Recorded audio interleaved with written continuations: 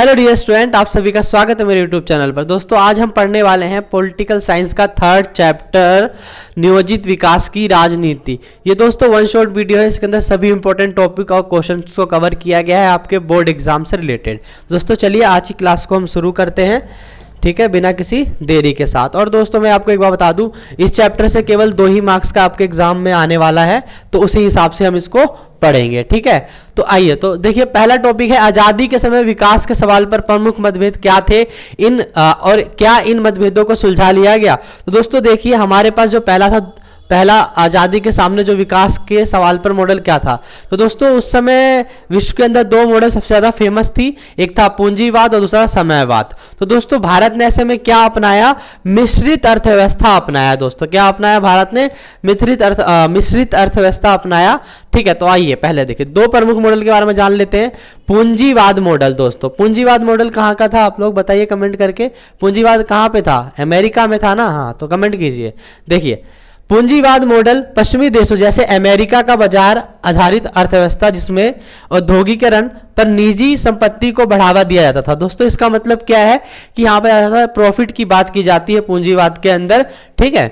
अब next point है Samajwadi model. देखो समाजवादी मॉडल क्या होता है, सोवियत संघ का केंद्रीकृत अर्थव्यवस्था जिसमें सरकारी स्वामित्व और समानता पर जोर दिया था। ऐसे ये कहाँ पे था दोस्तों बता दिए, सोवियत संघ में था, ठीक है। सोवियत संघ में क्या था कि सरकार सभी जरूरतों की चीजें क्या थी, लोगों को मुहैया कराती थी। तो ऐसा हमारे भारत के अंदर भी है, प्राइवेट चीजें भी देखने को मिलेगी आपको और जो है गवर्नमेंट चीजें भी देखने को मिलेगी। अब जिसकी जैसी इच्छा होती है वो ऐसा करता है। अगर आपके पास ज्यादा पैसा है तो आप प्राइवेट स्कूल में चले जाओ, अगर आपके पास पैसे नहीं है, आप मिडिल क्लास हो, तो आप गवर्नमेंट स्कूल में भी नाम लिखवा सकते हो। तो भारत के पास दोनों तरह के मॉडल है, इसलिए भारत ने मिश्रित अर्थव्यवस्था मॉडल को अपनाया, ठीक है। देखिए भारत ने दोनों मॉडल के गुणों को अपनाया, यानी बाजार की स्वतंत्रता के साथ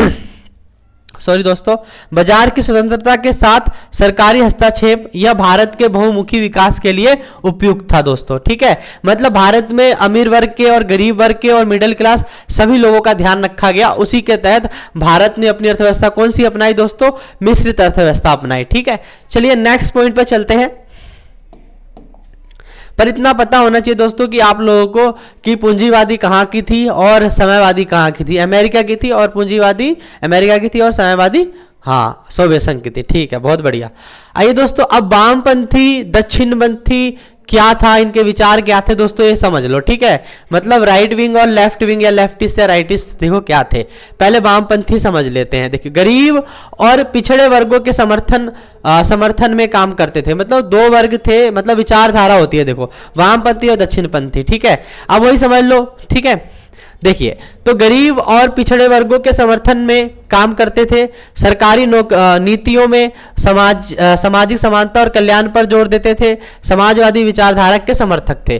दोस्तों इसमें मतलब वामपंथी लोग क्या करते थे, पिछड़े लोगों, गरीब लोगों और समाज के उन नीचे तबकों की बात करते थे जो लोग कहीं ना कहीं उनका मतलब लेवल बढ़ाना चाहिए, उन लोगों की बात करते हैं ये हमारे वामपंथी। अब देखिए दक्षिणपंथी क्या है, एक तरीके से ये खुले प्रतिस्पर्धा और बाजार मूलक आधारित अर्थव्यवस्था का समर्थन करते हैं, ठीक है। सरकार के न्यूनतम हस्तक्षेप का पक्ष लेते हैं और उदारवादी पूंजीवाद विचारधारा के समर्थक है।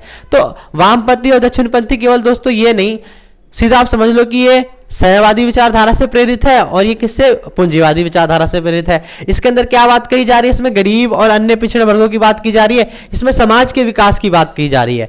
लेकिन दक्षिणपंथी में क्या बात की जा रही है, अर्थव्यवस्था को लेकर पूंजीवाद की तरफ बढ़ने को बात की जा रही है। इसमें मतलब प्रॉफिट की बात ज्यादा करी जा रही है। और वामपंथी में क्या की जा रही है, हमें जन कल्याण की बात की जा रही है, ठीक है। आइए नेक्स्ट टॉपिक पर चलते हैं। अब देखिए नेक्स्ट टॉपिक क्या है, बॉम्बे प्लान क्या था दोस्तों, बॉम्बे प्लान क्या था। तो बॉम्बे प्लान दोस्तों ये कहाँ हुआ था, बॉम्बे में हुआ होगा, बॉम्बे प्लान है तो ठीक है, बहुत बढ़िया। अब यहाँ पे देखिए 1944 में मुंबई में उद्योगपतियों का एक समूह बना। उद्योगपतियों का क्या बना दोस्तों, एक समूह बना। और उद्देश्य क्या था इनका कि नियोजित अर्थव्यवस्था के तहत बड़े उद्योगों और आर्थिक निवेश को बढ़ावा देना। इसका मकसद था कि सरकार औद्योगिक और अन्य क्षेत्रों में बड़े कदम उठाए ताकि उद्योगपतियों को लाभ हो। तो इसके अंदर दोस्तों क्या कहा गया मुंबई प्लान के अंदर कि सरकार उद्योगपतियों के लिए ज्यादा फैक्ट्री वगैरह लगाए और उसके अंदर वो पैसा निवेश करे ताकि उद्योगपतियों को काम करने को काम मिल जाए। ठीक है, ऐसा समझ लो। ठीक है, आगे अगला पॉइंट है नियोजित विकास किसे कहते हैं और नियोजित विकास के क्या परिणाम हुए। तो दोस्तों मुंबई प्लान आपको समझ में आया दोस्तों? तो बता दो मुंबई प्लान कब हुआ था, लिख दो कमेंट के अंदर 1944। ठीक है, मुंबई भी लिख दो, 1944 लिख दो कमेंट में, और जो वीडियो देख रहे हो दोस्तों पक्का लिख दो। ठीक है, चलो अब देखिए अगला जो हमारा पॉइंट है, टॉपिक है नियोजित विकास किसे कहते हैं और नियोजित विकास के क्या परिणाम होते हैं। दोस्तों आप बताओ, ऐसे विकास, ऐसे डेवलपमेंट के काम करना जिसके बारे में पहले सोच लेते हैं, फिर उसको फिर आगे तक करते हैं, जैसे 5 ईयर प्लान। ठीक है, देखो नियोजित विकास क्या होता है, एक संगठित तरीके से विकास की योजना बनाना। ठीक है, योजना आयोग की स्थापना और पंचवर्षीय योजनाओं की शुरुआत करना दोस्तों। ठीक है, तो इसी को हम कहते हैं योजना बनाकर पहले योजना बनाना, फिर उसके बाद उस योजना के ऊपर काम करना विकास के लिए। ठीक है, अब देखिए नियोजित विकास के परिणाम क्या होते हैं। विकास के परिणाम देखो, बुनियादी विकास, पहले तो बुनियादी विकास क्या होता है, सिंचाई, बिजली उत्पादन, भारी उद्योगों की स्थापना जैसे भाखड़ा नागल डैम वगैरह को बनाना दोस्तों, ये सारी चीजें। ठीक है, ये हमारे बुनियादी विकास है। फिर उसके बाद भूमि सुधार किया गया, जो पहले के टाइम में जो अंग्रेजों ने इतने सारे कर लगा रखे थे तो किसानों की जो भूमि छीन गई थी तो उनको वापस दिलाना। देखो जमींदारी प्रथा का उन्मूलन और छोटे किसानों को भूमि का वितरण कर देना। जो भी छोटे किसान जिनको बहुत समय से अंग्रेजों के समय से उत्पीड़न को सहना पड़ रहा था, उन सभी को इसके अंदर क्या है, भूमि बांटा गया। तो यही था नियोजित विकास किसे कहते हैं और नियोजित विकास के क्या कारण है। दोस्तों 2 मार्क्स से क्वेश्चन आएंगे, 2 मार्क्स के हिसाब से इतना आप लिख दोगे आपको पूरे मार्क्स मिल जाएंगे, कोई बड़ी बात नहीं है। ठीक है, आइए अगला क्वेश्चन है विकेंद्रित नियोजन से आप क्या समझते हैं। देखो विकेंद्रित नियोजन से आप क्या समझते हैं, पहले देखो विकेंद्रित नियोजन, देखिए केरल ने अपनाया, कहां अपनाया ये दोस्तों विकेंद्रीकरण या विकेंद्रित योजना कहां बनाई या नियोजन कहां अपनाया, केरल में अपनाया। कहां पे अपनाया, केरल में अपनाया, बहुत बढ़िया। देखो गया तरीका जिसमें स्थानीय स्तर पर पंचायत जिला पर योजनाओं को लागू किया गया। दूसरा स्वयंसेवी नागरिक संगठनों के माध्यम से विकास की प्रक्रिया को बढ़ावा दिया गया दोस्तों। ठीक है, तो यहाँ पे नियोजित विकास क्या है, विकेंद्रीकरण, ये केरल में अपनाया गया। यहाँ पे पंचायत जिला के आधार पर मतलब उसके बेस पर उसके लेवल का काम किया गया दोस्तों। और ये स्वयंसेवी नागरिकों संगठनों के माध्यम से विकास की प्रक्रिया को बढ़ावा दिया गया। मतलब लोगों का कुछ समूह मिलकर ये काम को, मतलब लोगों के कुछ समूह ने मिलकर इस काम को अंजाम दिया। ठीक है, आगे परिणाम क्या हुआ इसका, केरल में शिक्षा, स्वास्थ्य, भूमि सुधार और गरीबी उन्मूलन में सफलता। आप देख सकते हो कि हमारे भारत की सबसे ज्यादा लिटरेसी रेट केरल की है और सबसे कम कहां की है, ये आपको कमेंट में बता दो कहां की है, आपको पता है आप बता दो सबसे कम लिटरेसी रेट अशिक्षित लोग कहां पे पाए जाते हैं।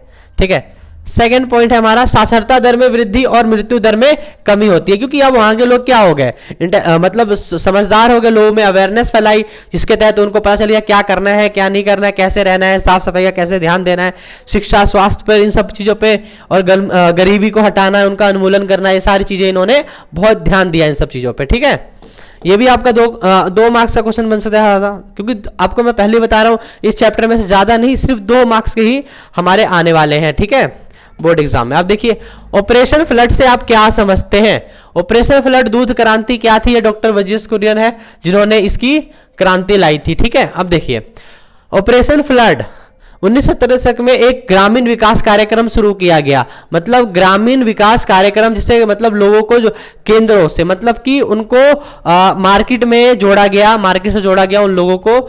उद्देश्य क्या था, सहकारी दुग्ध उत्पादों को राष्ट्रीय विपणन तंत्र से जोड़ना था। ठीक है, मतलब अब उनके वो जो अपना दूध वगैरह लाते थे अब वो एक जगह जाके बेचते थे और वहां से वो अपना प्रॉफिट कमाते थे। ठीक है, उससे पूरे देश की दूध की जो वो है आपूर्ति होती थी। ठीक है, अब दोस्तों ये जॉगिंग क्या है, या बोलेंगे जॉगिंग इलाका बंदी से आप क्या समझते हैं।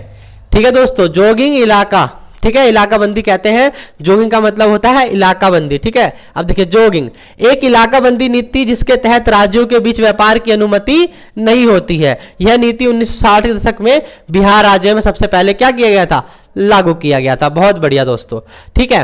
तो जॉगिंग का मतलब समझ में आया। इसका मतलब होता है इलाकेबंदी करना और दूसरे राज्यों से व्यापार को बंद कर देना, ठीक है। ये सबसे पहले कहां लगा? 1960 में बिहार राज्य में लागू हुआ। कहां हुआ लागू दोस्तों? 1960 में बिहार राज्य में लागू हुआ। बहुत बढ़िया। एक बार ऊपर चल के थोड़ा रिवीजन कर लेते हैं, ठीक है। एक बार, अरे सेव हो गया भाई ये तो, ठीक है। चलो एक बार रिवीजन करते हैं ऊपर हमने क्या क्या पढ़ लिया अभी तक। कुछ नहीं छूटेगा दोस्तों आपका, विश्वास रखिए मेरे पे, मैं आपके साथ हूं।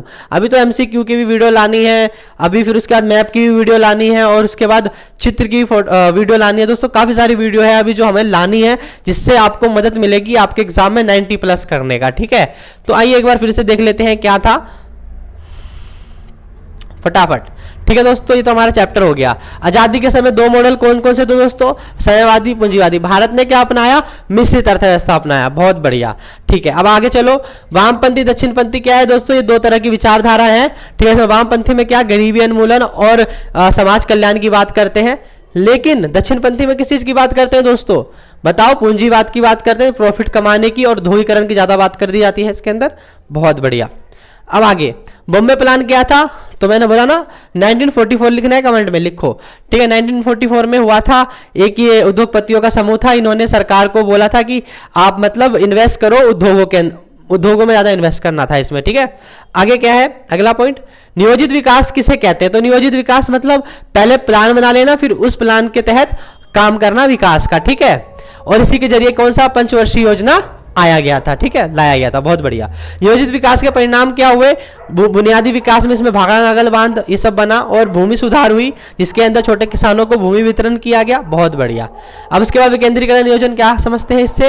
विकेंद्रीकरण नियोजन से ये सबसे पहले केरल में लाया था। केरल में जो स्वयंसेवी संगठनों के द्वारा किया गया था, जिला स्तर की एक योजना बनाकर। बहुत बढ़िया दोस्तों। ऑपरेशन फ्लड से आप क्या समझते हैं? डॉक्टर वर्गीस कुरियन इसके संस्थापक या मान लो इनके क्रांतिकारी थे।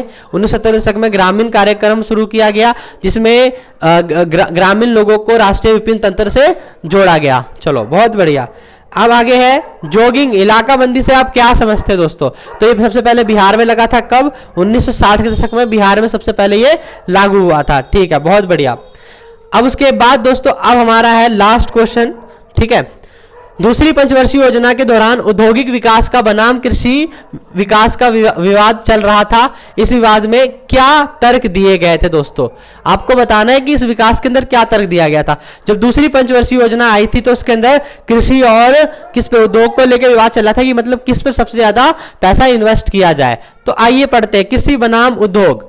देखो विवाद, पहला कृषि विकास के पक्ष में गांधीवादी अर्थशास्त्री और किसान नेता थे, जैसे जेसी कुमारप्पा, चौधरी चरण सिंह, ठीक है, का मानना था कि कृषि और ग्रामीण क्षेत्रों पर ध्यान देना जरूरी है। और औद्योगिक विकास के पक्ष में क्या कौन से लोग थे? देखिए, कई अर्थशास्त्रियों ने कहना था कि बिना औद्योगिकरण के भारत गरीबी से बाहर नहीं निकल सकता, ठीक है। तो यहाँ पे भी दो तरह के मत थे, दो तरह के लोग थे, एक थे कृषि के पक्ष में, एक थे औद्योगिक विकास के पक्ष में, ठीक है। बहुत बढ़िया। नतीजा क्या निकला? दोनों क्षेत्रों में संतुलित विकास की आवश्यकता महसूस की गई, लेकिन पंचवर्षीय योजना में उद्योगों पर अधिक ध्यान दिया गया, जिससे ग्रामीण और कृषि क्षेत्रों की अपेक्षा हुई, ठीक है। तो इसका ये मेन मतलब था। अब देखो ध्यान से, दूसरी पंचवर्षीय योजना में कृषि बनाम या कृषि को कम तवज्जो दिया गया और उद्योग को ज्यादा तवज्जो दिया गया। क्यों? क्योंकि लोगों ने कहा, अर्थशास्त्रियों ने कहा कि अब कृषि को छोड़कर उद्योगों पर ज्यादा ध्यान देना चाहिए। इसकी वजह से अब जो है भारत विकास करेगा, गरीबी दूर हो सकती है उद्योग की वजह से, ठीक है। बहुत बढ़िया दोस्तों। तो ये चैप्टर हमारा हुआ खत्म। ज्यादा नहीं, 2 मार्क्स का चैप्टर था, बड़ा चैप्टर था नहीं। बाकी की प्लेलिस्ट में आपको डिस्क्रिप्शन में दे दूंगा। पहला दूसरा चैप्टर भी अपलोड हो चुका है इसका, ये 3rd चैप्टर था। 3rd चैप्टर भी हमारा सक्सेसफुली खत्म हुआ। और दोस्तों ये हमारा 90+ का चल रहा है बैच, तो दोस्तों इसको ज्वाइन कीजिए और अपने दोस्तों को भी शेयर कीजिए। और दोस्तों कोई गलती होती है वीडियो के अंदर तो प्लीज कमेंट बॉक्स में कमेंट करके आप बताइए कि क्या गलती है, उसमें सुधार किया जाएगा जरूर, ठीक है। तो दोस्तों आज की वीडियो में इतना ही, मिलते हैं नेक्स्ट वीडियो में। जब तक के लिए यूट्यूब चैनल को सब्सक्राइब कीजिए, शेयर कीजिए।